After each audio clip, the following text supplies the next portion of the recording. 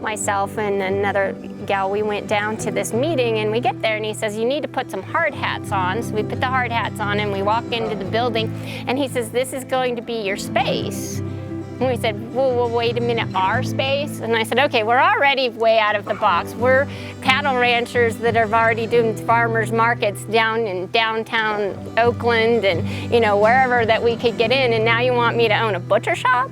So that's kind of how it all came to be.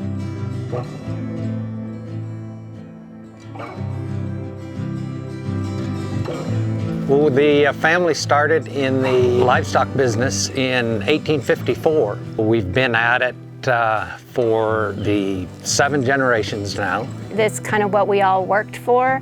My grandson would be the 8th generation, so that's pretty amazing. Just looking at the economics of the industry and, figuring out if that's something that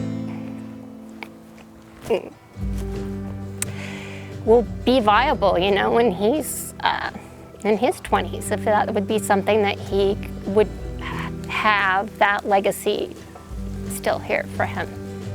For the most part, we get painted as if we're takers rather than givers. And that we have the opportunity through grazing to improve, wetlands, improve wildlife habitat. Beef always gets such a bad rap all the time, and they don't understand what we do outside of just raising beef cattle. We mitigate for 29 different species. We're working with the environment, and we are also working to create a really quality beef product. We own the animals from conception to plate. We're 100% hands-on.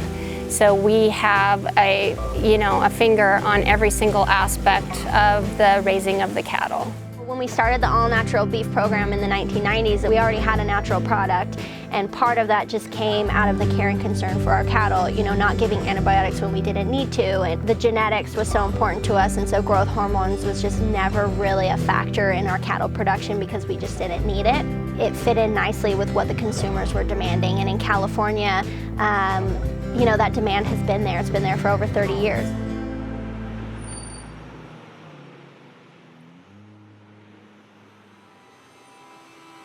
We got approached. They were building a market in Napa itself called the Oxbow Market. It took us several months. He finally convinced us that it would be prudent of us to take all the farmers market energy and put it into the shop there at the Oxbow, and we've been there since 2008.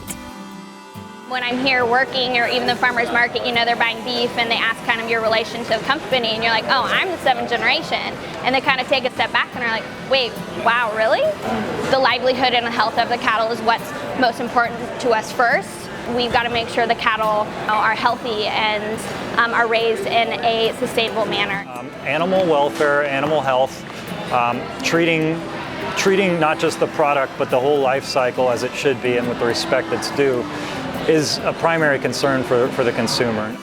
I don't even know that it's necessarily natural or organic or non-GMO that you're really catering to. I think it's more about our story and who we are and what we're doing and why we do it. People's need to know where their food comes from is huge, and we love to be able to tell our story and show people that we have had this animal from birth to harvest, and now we are serving it to you on a plate, and it's been brought to you with the most care and concern, and that need is something that's always there.